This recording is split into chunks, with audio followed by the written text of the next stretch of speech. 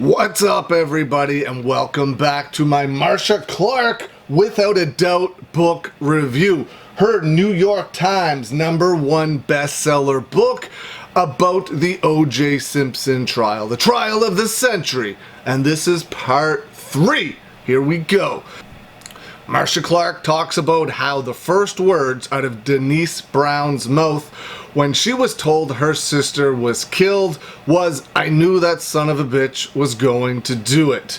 Marcia Clark talks about how when OJ's original lawyer, Howard Weitzman, stepped away from the case, citing his friendship with the suspect as the reason, Robert Shapiro stepped right in.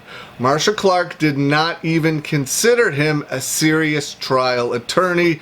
She states that he was a deal maker and not a litigator. Marcia Clark talks about a lie detector test O.J. Simpson took and got a -22, meaning he failed every single question on the test about the murder.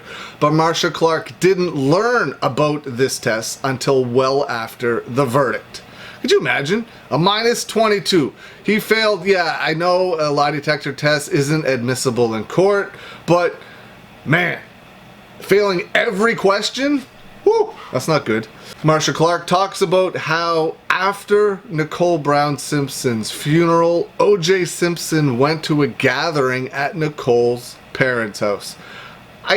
That is crazy to me. He knew that everyone was suspecting him.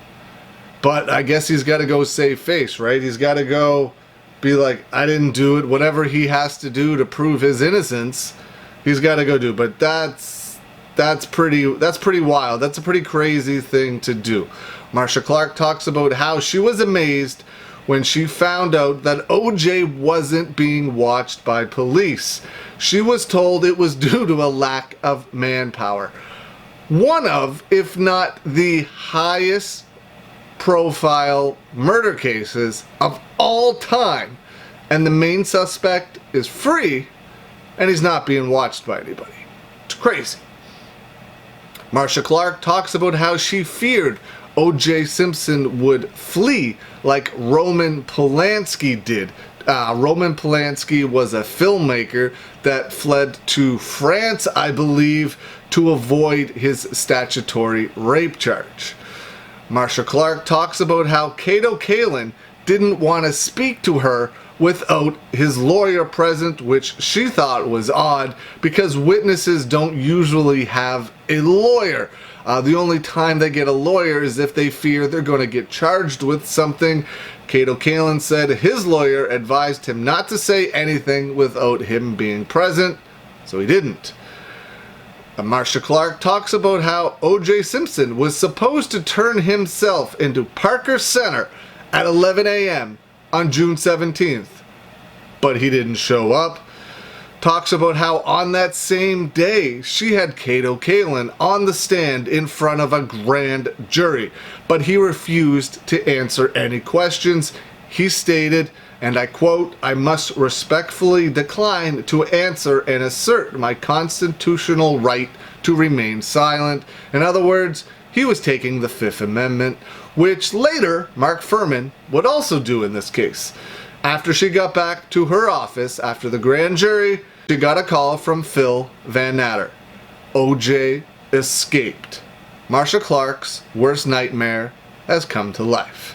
95 million people. 95 million people. I live in Canada, and that's like 3 times the population of my country. It's crazy. 95 million people watched as Al Cowlings drove O.J. Simpson down the freeway in the white Ford Bronco. It was the slowest police chase of all time. Marcia Clark states by the time that O.J. finally surrendered at his home on June 17th, 1994, she knew that he was the one. His blood was on the walkway at Nicole Brown Simpson's house. Nicole and Ron's blood were on the glove found on O.J. Simpson's property, and she states the trail of blood led right to O.J. Simpson's bedroom. Marcia Clark thought there was a good chance the defense was going to use a mental/insanity defense. Marcia Clark talked about how she was surprised that O.J. Simpson was ready to enter his plea the very first time he appeared in court. She had talked to Robert Shapiro on the phone about this, and he told her that they were going to file a continuance, which is usually what happens anyway, so that's what she was expecting. But when he was asked if he was ready to enter his plea, he did. And the first time he entered it, not guilty, it was so quiet and stuttered and murmured that they got to take two, which Marcia Clark was floored about. This doesn't happen. So the second time O.J. Simpson is asked his plea, he says with a clear, deep voice, "Not guilty." And this is just heating up. This is where I'm going to end part 3 of my Marcia Clark book review. Get it? Amazon. It's a brilliant book. Amazon, bookstores, anywhere. I don't know if it's on Kindle or iTunes, but look it up. I highly suggest getting this book. It's fantastic. I got it from Amazon, but I'm sure you can get it many other places as well. Thank you so much for checking out this video. I truly appreciate all your support, and I'll see you again soon. Thanks for watching.